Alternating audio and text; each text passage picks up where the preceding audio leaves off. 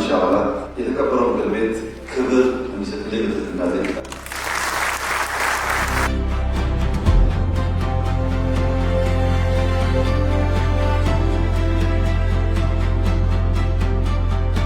ታስታውሱ እንደሆነ ባለፉት 5-6 ዓመታት የነበረው ፖለቲካል ዲስኮርስ ኢትዮጵያ ያለቀላት፣ ኢትዮጵያ ልትፈርስ ነው፣ ኢትዮጵያ ልትወድቅ ነው የሚል ነበር። ኢትዮጵያ አትወድቅም ብዬ በተደጋጋሚ አነሳላችሁ ነበር። ኢትዮጵያ አትወድቅም አይደለም አሁን እምላችሁ፣ የወደቁ ታነሳለች፣ የወደቁ ታነሳለች፣ የተኙ ታነቃለች። ሊለሙ ሊበለጽጉ ሲገባቸው ያልገባቸውን ወንድምና እህቶቿን አንቅታ ወደ ብልጽግና ጎዳና ትወስዳለች።